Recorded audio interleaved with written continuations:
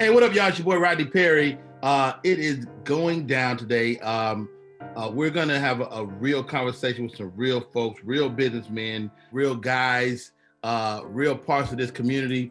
We all live in the state of Georgia, and we are approaching a precipice, if you will, something that I believe has never been done, with Georgia having the opportunity to elect two Senate seats. My name is Rodney Perry. I'm a stand-up comedian, so I might say some wild today. So don't charge it to my heart. But we got some great men on the line. We're calling this Barbershop Conversations because nothing is realer than the barbershop. The barbershop is where most of us have spent our time over our lives. Is where we had some pivotal conversations, whether it's sports, politics, or whatever. The barbershop is where, a lot of us find our self-esteem. The barbershop is where, we got the real conversations. And that's why we wanted to talk to these men. And to me, when I think of barbers, I think of probably the first businessman that I had a chance to know intimately up close. So this is Barbershop Conversations, the Georgia edition, and the barbers that have come through to bless us, the barbers and the businessmen. Up first from Atlanta, Georgia, they call him Step, the barber. Step, what's up, bro? How you doing, man? It's good to be with you, bro. Man, I'm excited to chop it up with you, man. What would you like to achieve with this conversation, bro? What I really want to do is give people who may have never stepped foot into a barbershop just a little peek into how we actually have conversation, especially coming from our community. Absolutely. Up next, Augusta, Georgia, What's up, Patrick's Barber and Beauty Salon, Mr. Patrick Hawkins. How you doing, Mr. Hawkins? Pretty good. How about yourself? Man, it's an honor to talk to you today. How are you? Pretty good, man. Can't complain. Man, I'm excited to chop it up with you today, man. I think you might be the elder statesman among us. What do you want to achieve today? Well, I just want to see what all the other barbers thinking about. See whatever conversation going on in my barbershop going on in there. Well said. Let's take it down south a bit, down to Savannah, Georgia. The name of his shop is I Am the Cut.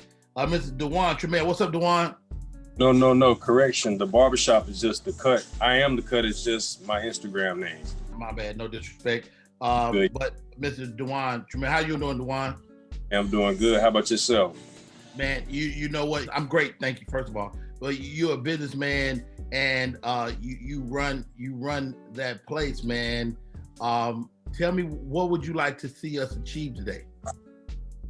First, kind of going off what Steph said, I'm definitely in agreement with that. A lot of people don't think that, barbershops or, people that are barbers, salons, however, are even, aware of what's going on politically. And we most definitely are, because, it affects us as well. Well said. And finally, from Macon, Georgia, Wade White. What's up, Wade? Hey, what's happening, man? Wade, you're currently conducting a cut. You don't play. What you're not about to do is miss them chips. I appreciate that, man. Again, same question, man. What do you think that we can achieve today with this conversation? I'm guessing we can build a bigger network of like-minded people. We all in this together. So if we just talk about build a conversation around the things that need to be changed, then hopefully we'll come up with some great ideas and build the plan of action. Absolutely. Hey, man, this is a unique election that we're facing because it's not a midterm election. It's not necessarily a national election because we just went through the whole presidential thing. And so my question to y'all is, how do we engage again? Yeah. I think when it comes to engaging, it starts with instead of thinking big, I think that we should think a little bit smaller. Having these conversations in the shop, in your home, amongst family and friends. I believe that that's where, because some of the most impactful conversations I've ever had in my life is not necessarily things that I've seen on television or at some big event. It's always been more intimate conversations with people that I trust for advice and to help guide me. Wow. Dewan, let me ask you this, man. This is set up to be a historical election with this Georgia being the focal point of the whole United States looking at us. like, how does that make you feel that you know, for the first time that Georgia is really like being looked at as like, yo, it's on y'all, you know, y'all don't let us down. Like, are you feeling that energy? Yeah, definitely. We gotta definitely get the community involved, and you know, the youth are, you know, that's coming up. They don't even know like about, you know, anyone that's running for any sort of house or anything. They don't know about any of that. And I think that just talking about it more and just, you know, being a lot more open about it and just being able to communicate more about it, it would just help us out so much more. Very, very dope. Mr. Patrick, man, you probably been in that shop for many years. How many off the top right now? About 23, 24. 23, 24 years. I'm sure you've encountered people that said, I ain't voting, I don't want to vote. What do you say to those people? Well, you know, we got them it's kind of, I don't want to just say it's young folks. We got about, I know last year, I think, what we always do when it's voting time, we kind of give everybody who votes a discount, so we'll kind of keep up with who people vote. Oh, wow. That's what we do. If you come in with your voting pass, we take $5 off your cut. So that kind of gives us a general idea of what's going on. Man, overall, Patrick, you just gave me a little chill. That's awesome, man. So you're using your business to even give some incentive. Has anybody else done anything like that, Mr. Wade? No, I haven't, but I would love to. It sounds like a great idea. Yeah, man, that's interesting. Okay, Wade, let me ask you this, man. I mean, you're a young guy. You encounter a lot of men that come and sit in your chair. What's the temperature, man? What are people feeling? People don't have many jobs because of the COVID, and then people are not being able to be out in public as much as they used to be able to be.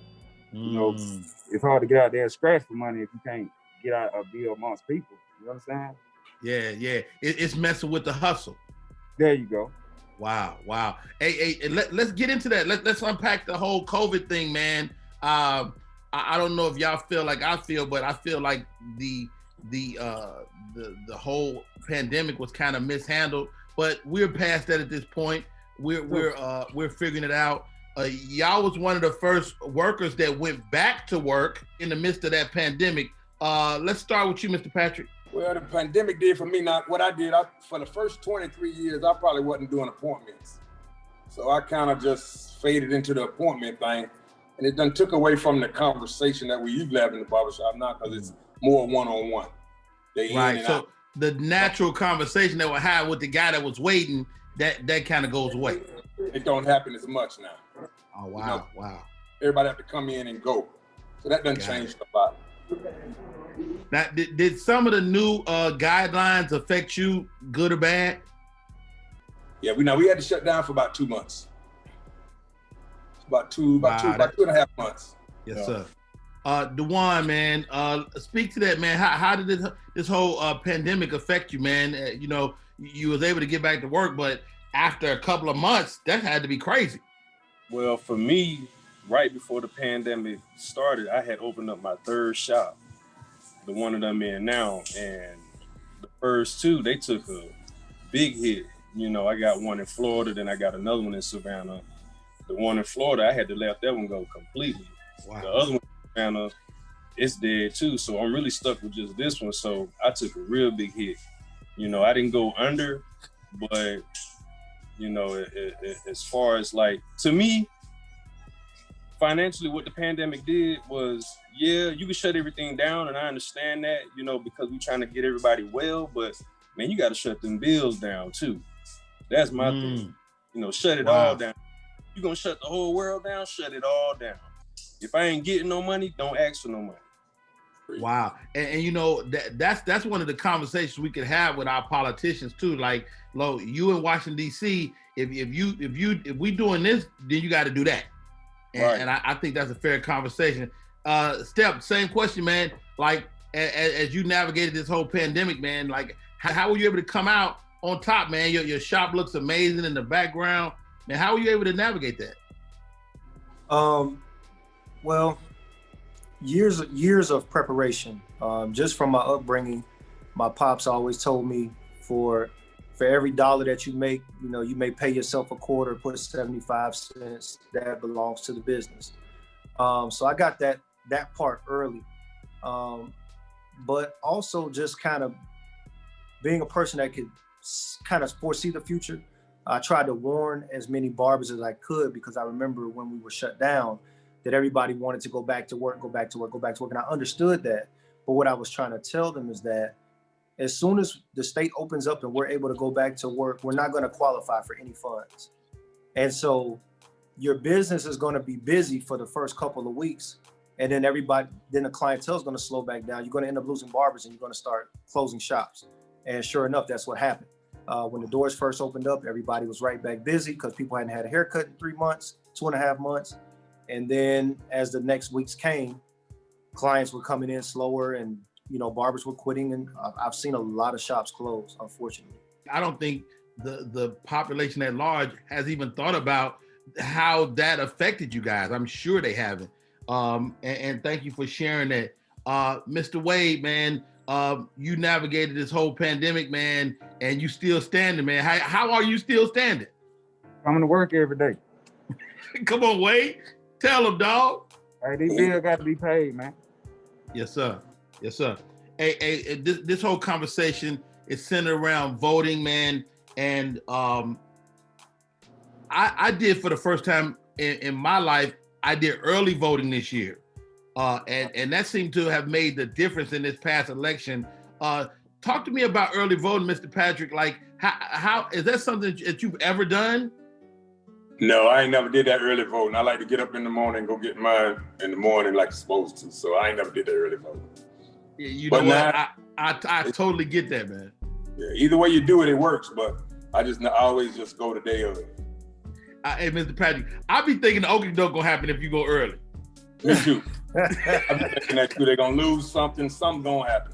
So I go the day of. What about you, Dewan, man? Did you early vote? No, I didn't early vote. But I do know that, you know, by people looking up to you, you know, to all of us, you know, your barbers, people that you come across, you know, if they know that you are out there, you know, being proactive, then you're kind of like an influence for them to want to go vote. Like, dang, you know, he taking the initiative and trying to get out there early, man. I just need to at least do it, you know? Hey, that early voting is a real thing. For this runoff election, early voting starts December 14th and up to January 5th, which is the election day for this runoff. Have y'all looked at those candidates? Steph, have you looked at these candidates? I mean, you got any feelings, any vibes on any of them? I don't know enough about them, to be honest with you. I know what I need to do to help who I want to help. But no, I don't know enough about them, to be honest with you. I think that's one of the things that kind of happens sometimes, is that a lot of times we only see certain politicians when they want the vote. And then once they get the vote, you know, we don't see them anymore. And it's hard for some of us to look outside our windows and see these changes that are supposedly taking place. It seems like certain changes only take place on one side of town and not on the other side of town. So, but I have been trying to get myself abreast of who's running and what they stand for. And that's what it's all about. I mean, you know, I think we all have to figure out what's what. And I think you said some really important step in terms of creating a way for the people that you elected to be able to do what you got in there to do. I don't think we really understood that when we elected Barack Obama. Right. And so, you know, you got a guy in the White House, but he don't have no House or no Senate, no backing. So that's like sending a man in a fight with no gloves on. You know, he got to figure it out by himself, and it's, you know, it's 100 and, you know, 200 to 1, and right. and he got to figure it out. So, Mr. Wade, we're talking about voting, and there's a lot of shadiness that happens in terms of voting. Like, I was reading this document. They were saying that we need to check our status to see if you're even eligible to vote. What do you say to your clients, man? I mean, what's the vibe in terms of, are cats looking forward to the vote, or how are they feeling up your way? They're looking forward to the vote. A lot of the people, well, I went in early voted this morning. So, okay. Oh, really? Yeah, I was able to see, you know, what was going on out there, and it was more people this time than it was the last time for early voting. Really? And I don't know about anywhere else. Get out of here. So I mean, is early voting like just let me get it over with, or is it like let me do my civic duty? It's an urge for change. People want to see change, man. We almost there. Like if we get one off in, we'll have a clean run all the way through. Hopefully, you know, theoretically, as far as getting things passed. Wow. So let me ask you this, Mr. Wade. I mean, I think you might be younger than all of us, or you look young. Okay, I agree. So let me ask you this: do you think young people are more likely to vote earlier, or is it maybe an older guy? I mean, it's all in how you train a person. If you tell them that, you know, it's best to go vote early, then I'm pretty sure that eventually they will if they see the benefits of it. I mean, I saw the benefits of it by voting early because you get it out the way. I mean, I ain't got time to wait till the last minute because other things pop up. So that's my notion. Now, Dewan, one of the candidates is from your neck of the woods, Pastor Raphael Warnock. Have you been to his church? No, his church is in Atlanta. Are you looking forward to him getting to Washington, D.C. and making a change? To be honest with you, I need to really look up and read up a little bit more about him. But I look for, you know, any sort of change, you know, to go into people's favor, you know what I mean? But I do need to look up more about him. Ultimately, you know, you're trying to find the best person to fit the situation and make it better than what it is. And right now we focus on the pandemic. You know, we focused on, you know, what's going to happen in January, and we just want the best person to come. And you know what? I want to give y'all the floor, man. Like, if you could speak directly, and these candidates, hopefully they'll get a chance to see this. They'll get a chance to hear your voice. Like, what do you need? What do you need in your community? Whether it's you know, Atlanta, Augusta, Savannah, or Macon, what do you need that can help your business? I think, Dewan, you spoke to it a little bit. Step, what you need, man? I think the most important thing that we need is trust and confidence. Politicians and citizens, that's a relationship. And in any relationship, it's hard for it to succeed or be a positive relationship if there's not trust and confidence. So that goes to the point of COVID, the vaccine. If we shut down, you know, are there going to be funds allocated to people so that they can survive? And that goes all the way up into the future, you know, future job growth, all of those different things, man. I think that if you can keep a person afraid, you can get them to do almost anything. And so a lot of people are fearful. And I think that confidence and trust, man, those are just, because when it boils down to it, whenever you hear people have a complaint about any politician, they don't trust the things that they say, and they don't have confidence that the things that they are hearing are going to affect them directly. So if they say, you know, we need better schools, we need better streets and bridges, most people hear that that's not going to apply to them because they never see it. Right. Wow. And man, so true, Steph, man. Well said. Mr. Patrick, man, you can talk to the candidates directly. What do you want, man? If I could talk to them directly, well, first I'll try to find out who they are, because, you know, really, we don't know who they are. Because if we ask all ourselves today, who is Reverend Raphael? I never heard of his name until this running here. Right. So we really don't know him, and, you know, and that's with all the candidates. We really don't know them. We'll never meet them. They never come close enough to your area to even find out what's really going on, because your small government don't really know what's going on. So I know he don't know. And he probably won't ever find out. But if I could sit down and tell him, I would try to tell him to get out and meet the people. That's what I would ask him. Just tell him to get out and once he get there, get a feel of the people. Find out what's really going on. Hey, your people must see you on here live. They want to holler at you. No, I don't know. I told him not to bother me for 2 hours. You know they ain't gonna never do that, Mr. Patrick. Hey, well said, sir. Wade, hey man, you can talk directly to the candidates. they running for a Senate seat to represent you in Georgia. What do you say to them? In this neighborhood, we need better safety. We need more grocery stores. We need just better community leaders. You know, we need people that's gonna fight for us when they get up there, and not just do stuff that's gonna benefit other people.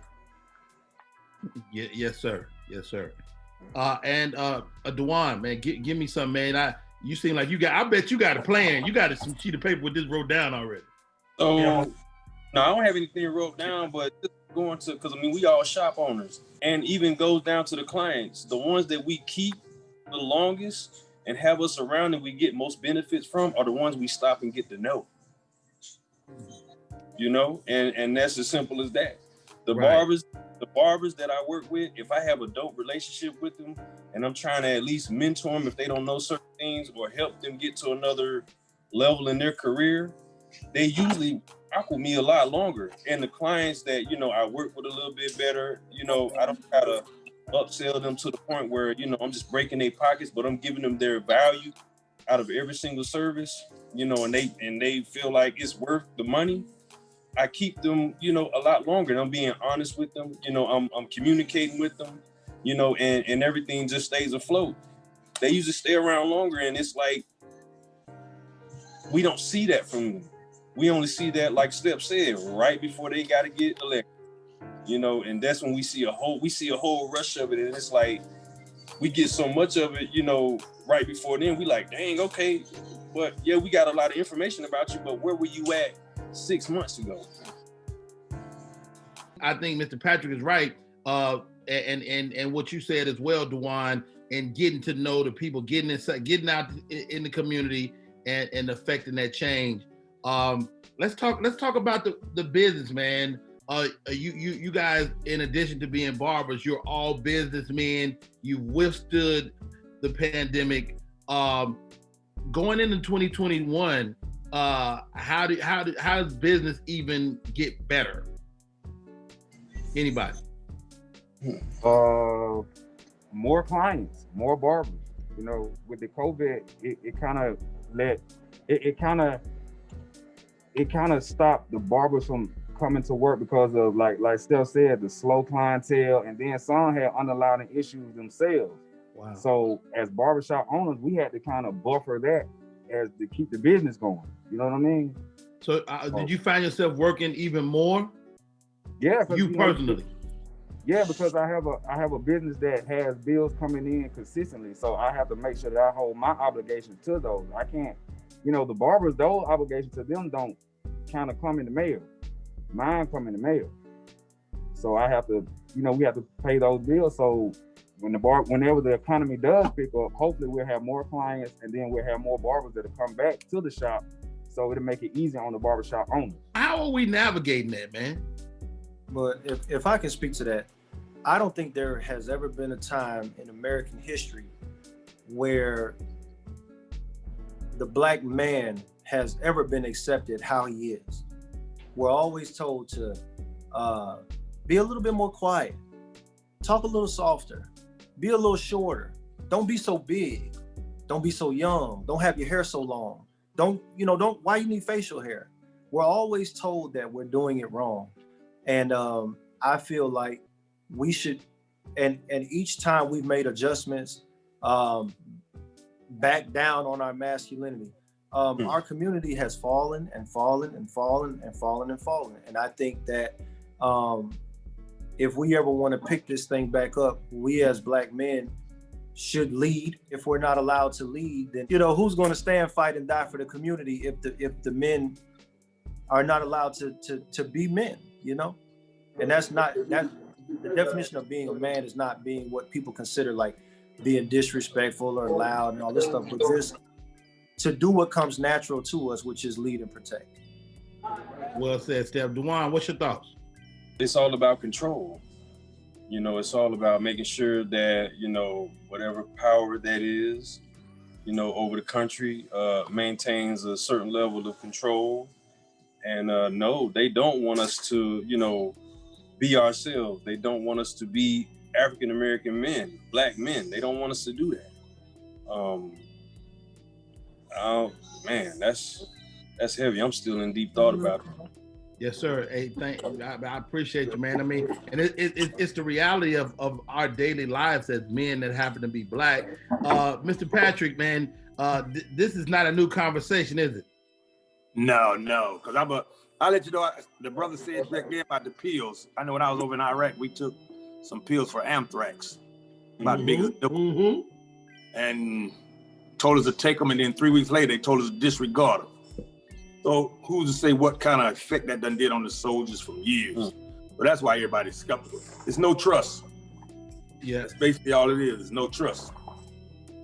Man, you're absolutely right. Man, there's so many issues at our disposal, and we're going to the polls again to vote. For the first time, I really feel, and this election process, and I voted for Jesse Jackson, for the record. So I've been voting for a minute. So, Ooh. you feel me? So how about this? For the first time, I felt like my vote meant something this year. Like I really did. Like I felt like, yo, and I don't know if it was the mail-in ballots and the fact, cause usually you watch the voting coverage and it just sweeps from east to west across the country, and you be like, oh, it's over in Georgia already. It's over in the East Coast, and they move to the west. By the time you get to San Antonio, it's over. But this year, it kind of lingered because of the early voting and things. It lingered, and Georgia was still being counted. Like as you watch that count come, how did it make you feel that the world was looking at Georgia specifically to deliver a president? Special, I guess. Yeah, I mean, either we were first or last. It don't matter to me, as long as we get in there and vote and do our part. Yes, sir. Yes, sir. What about you, Mr. Patrick? Did you think about it at all? Was you tripping? Well, I think what we did learn with this, the way it's set up right now, usually when we vote on a Tuesday, before we all go to work that Wednesday morning, we have a winner. Yeah. So I believe over the last 20 years, looking back, a whole lot of people's votes didn't really get counted, if you really think about it. Because if you're overseas, your votes don't get back in the States till the next week, but we already have a winner. So what we should learn this time, I believe, is that the way they've been doing it in the past, a whole lot of people's numbers probably wasn't getting counted. Right. The first time. I think you're absolutely right, Mr. Patrick. Like, I think it was a projection. So like after you reach a certain threshold, ain't no way for them votes to even matter. So why count them? And I think it should matter because it showed up now that we had to wait on every vote. Yes, sir. I believe every vote got counted maybe this time. But in the past, it's probably been some votes that didn't get counted because when we go to work Wednesday morning, we already have a winner. Dude, I've been saying that all my life. I'm like, how you count all the votes? You can't get your license in one day. How you count all the votes in the United States on one day? Don't get me started on that. Mrs. Dewan, did you as you watch this election process and you watch the votes sweep across the country, and then everybody was looking at Georgia like, what they doing over there? It let me know about the mindset of the individuals that's voting now. We taking a different turn and believing in different things, or a certain group of individuals, they're more aware now and ready to vote and ready to make a change. That's what it showed to me. Wow, Steph, I know you got something on this. My man, listen, I don't think I stayed up and watched the TV like that since Fantasia won American Idol. That was one of the most. Okay, you stupid. Yeah, so that was an incredible thing. I think that it's actually very fitting with the times because I don't think ever in history we've ever been this interconnected with social media, with the 24-hour news cycle. When you talk about reality TV, I mean, I feel like I'm living on an episode of Love and Hip Hop or something. I mean, there's so much drama from the debates to everything, man. it was nonstop drama, and I don't see how the election could have came to a conclusion any other way than that dramatic. Man, I think we covered a lot of stuff, but there's more to cover. We're talking about everything, all things voting, all things this Georgia runoff.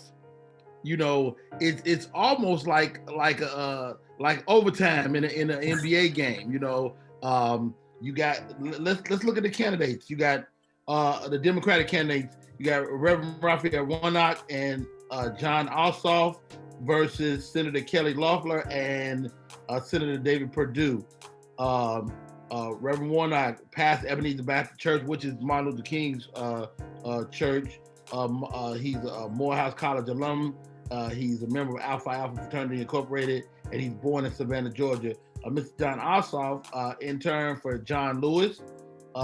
He was an investigative journalist, former congressional aide to Congressman Hank Johnson. So he got a background in politics, and he's born in Atlanta, Georgia.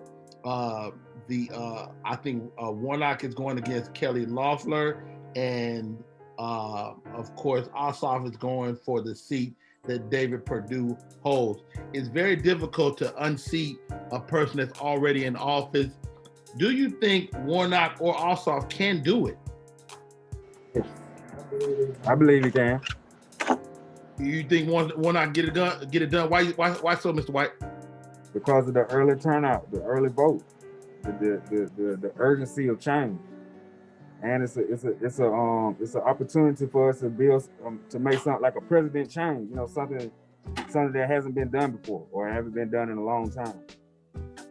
Wow, you just said a mouthful there. You said the urgency of change, like that. That's so true. I mean, I think we are seeking change more now than ever. Than even when we elected Barack Obama.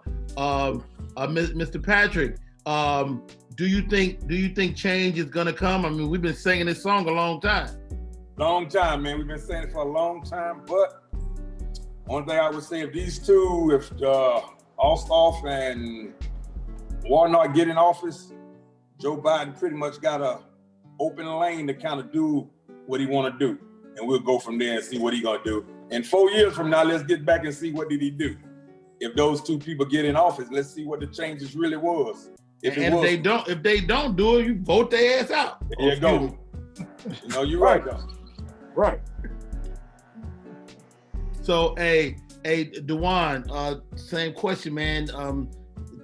We've been talking about change. It seems like change is upon us, but I mean, there are some legitimate concerns too, with whether it's the Senate or the House of Representatives or the White House. Even the White House, you know, if you black in America, especially a black man, you like, I don't know if this is ever for me. So, in terms of that, how do we navigate this, bro? Well, we got to educate ourselves about who we put in these offices. Change definitely needs to come, and you can tell that we definitely need it. I need to read up a little bit more about this individual, this reverend. I'm just trying to wait. Wait a minute, Dewan, you mean to tell me just because he's black, he don't have your vote already? I still got to read up on who I'm dealing with. You know, a lot of people think that about black voters, that we only vote for people just because they black. Yeah. Now, don't get me wrong, I'm going to research you first, but, you know, I do need to figure out, are you the individual for that too? You know, a lot of people went into, you know, voting for Barack Obama just because he was black. They didn't even research like what he had done prior to. I'm like, well, that's not smart. You still have to look at what he represents too.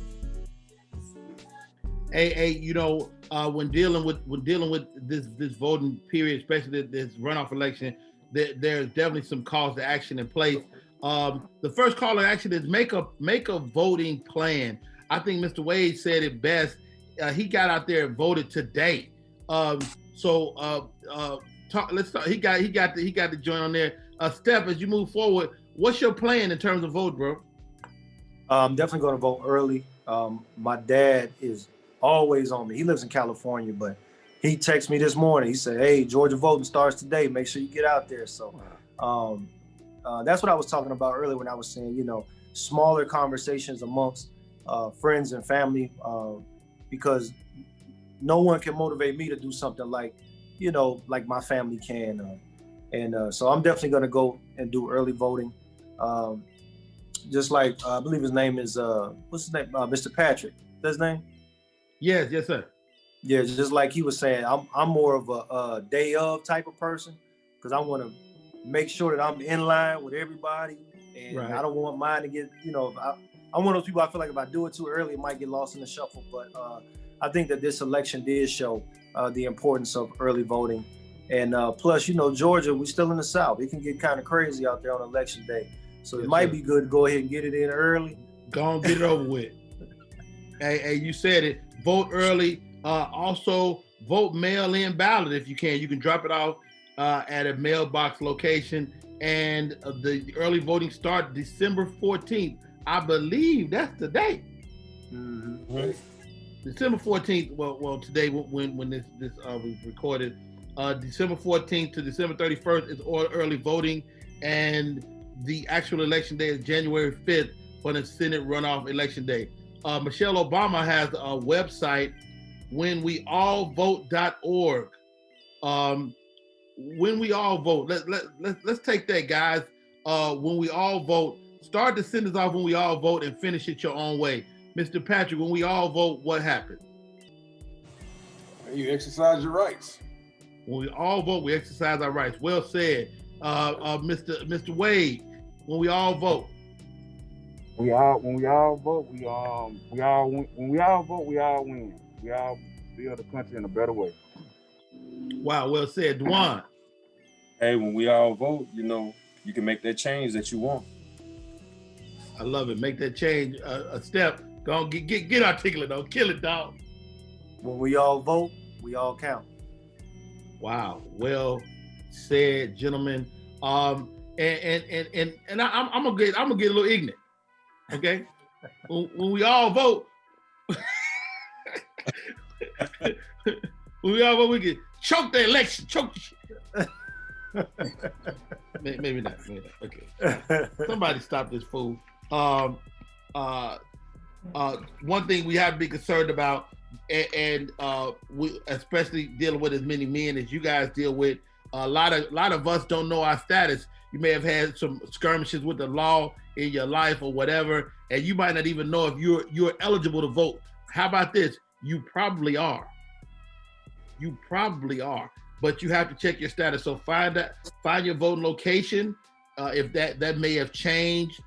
There's we all heard of red line and things of that nature. So make sure you check before you go where you can vote. There's a lot of places to find that, and you can definitely go to the Michelle Obama's website, whenweallvote.org, to check that out and locate your ballot drop box for any mail-in ballot. You have to do that. Think about that, and that's just good information. I'm so impressed with you guys, each and every one of you.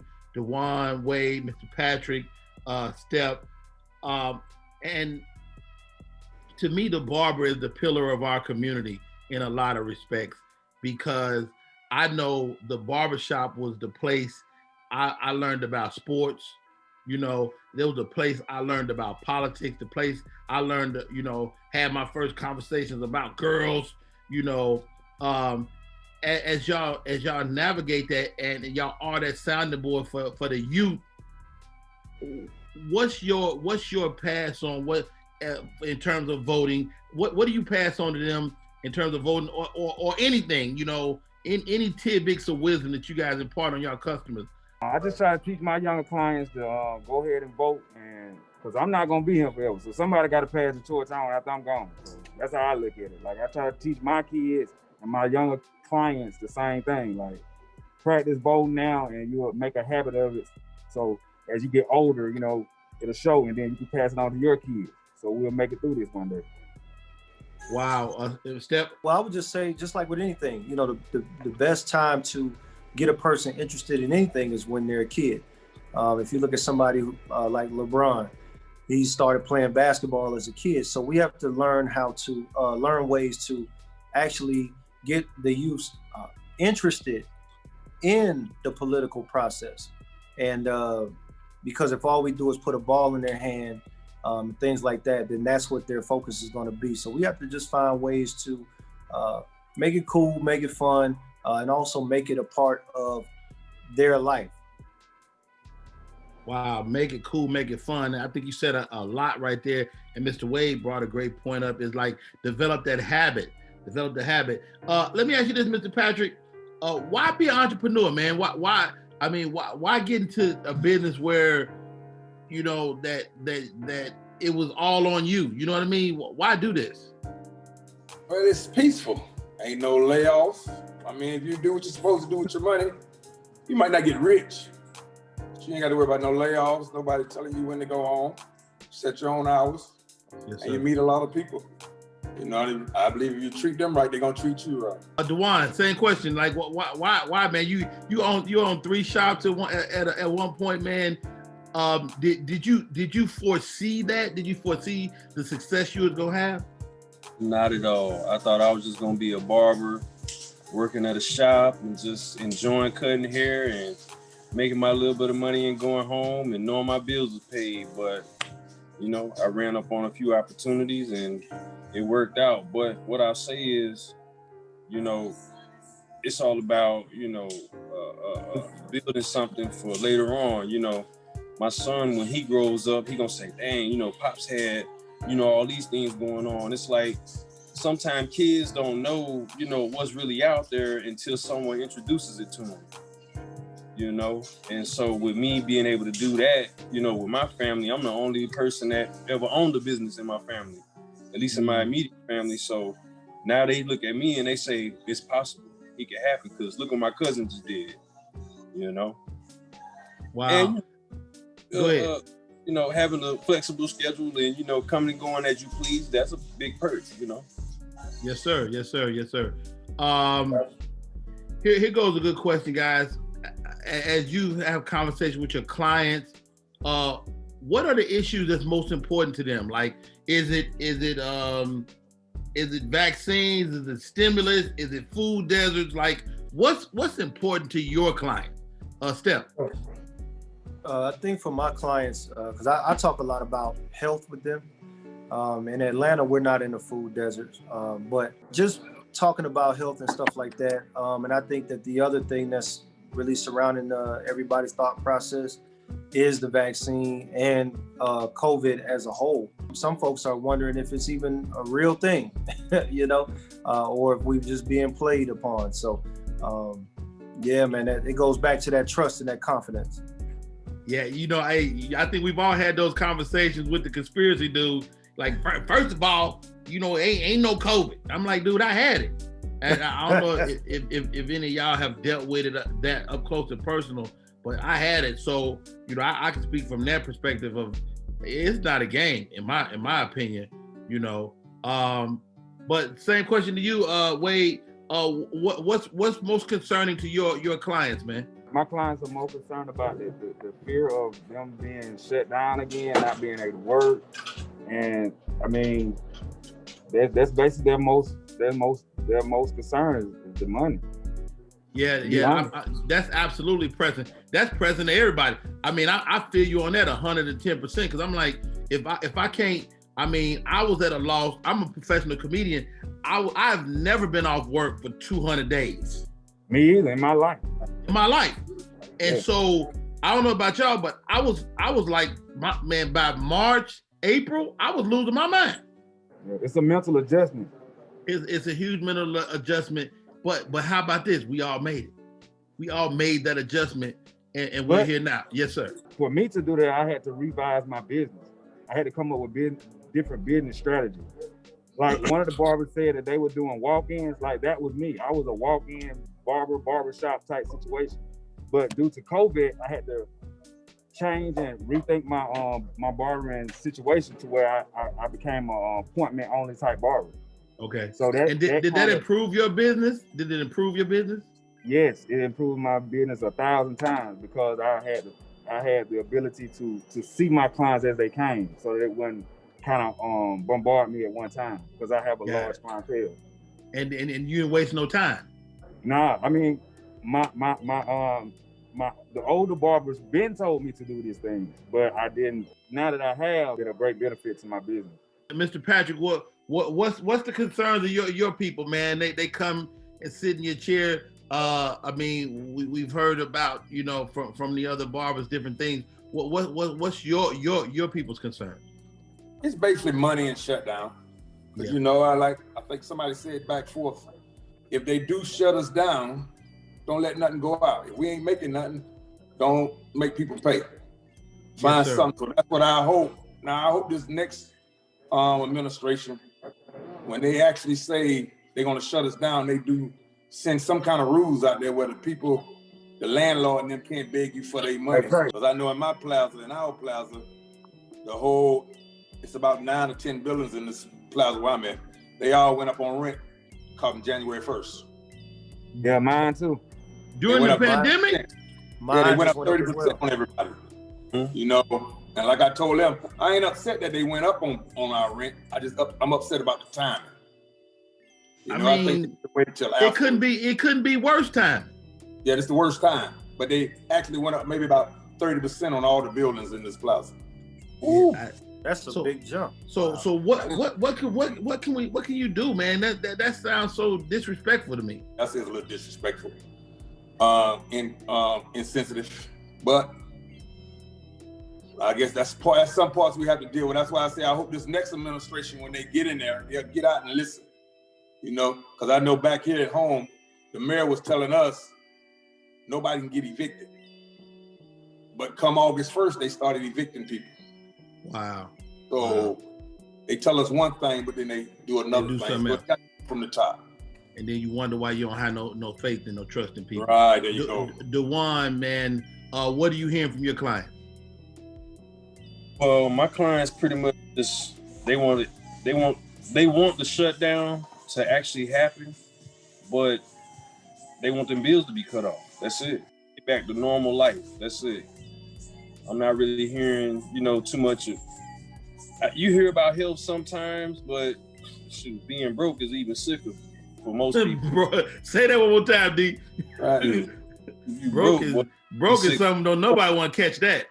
Your whole body, you toe up. But you know, that's pretty much what I'm hearing a lot of times. Just it's about the money. People still trying to, you know, take care of their families. Yeah, they worry about their health themselves, but you know, they looking at them kids, they looking at their wife, they gotta, you know, hold them down. But when they can't do it, that's an even worse feeling than what COVID probably gonna bring, at least to them.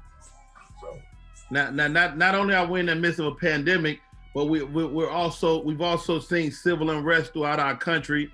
Whether it's, you know, young men being murdered in the street. So when you start hearing about police reform or prison reform, what's your thoughts on that, Step? As far as the protests, I was actually pretty proud of our country, and I think that it was kind of like the perfect storm, because I don't think ever before was America forced to sit still and watch what they watched. And because we were in the middle of a pandemic, and the only outlet that a lot of people had was their phone, when the murder of, and I don't say death, I say murder, when the murder of George Floyd happened, I mean, it actually showed, it held a mirror up to America, something that our people have been yelling and screaming about for so long has been ignored. And we've had it on tape before, but it was just so easy for people to move on. You know, everybody had to go to work, or everybody had things to do. And I think that in a lot of ways, not only were people protesting his murder, but they were also protesting big government. They were protesting the shutdown itself. You know, you want us to stay at home. Now we have a good enough cause to be out, and we're gonna be out, and we're going ham. So, yeah, you're absolutely right. Patrick, as you watch the country kind of, you know, implode, what was your thoughts, man? Was it police reform? Was it prison reform? Was it what? did you have any thoughts in reference to that? I mean, that's a long situation. That's a long question there with prison reform. I think the system is unfair, and as a whole, I think that's what one of my mans talking about. He want to do something different when he get in office. Off. Let's hold him to that when he get in there. Let's not wait 5 months down the road. That's one of his things he say he want to work on is police brutality. Work on that day one. Let's work on it day one and let's stick it to him. He's in Georgia, so let's just stay close to him. You know.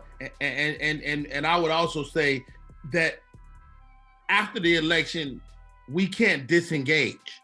Like you might vote your conscience, but after the election, like Mr. Patrick said, now that's when you hold these guys and these men and women accountable. Mr. Wade, when you think of, I know for me, I hear people talking about police reform and defunding the police and things of that nature, but I'm a firm believer that as long as the prisons need human bodies, that police reform is never going to happen. What's your thoughts on that? Especially in a penal state. What that mean? Educate me. What that mean is Georgia has they live off locking people up. I mean, they have a large population of people that live off of that. So I believe they're always going to make way for them people to be able to eat. So with that, they're going to keep locking people up. But I think we have to make the people, meaning ourselves, more educated about laws and how to protect ourselves so that we don't open the door for them to box us up. Wow. Dewan, prison reform, police reform. Where are you at on that, man? What are you thinking? Me, I try to just think about myself.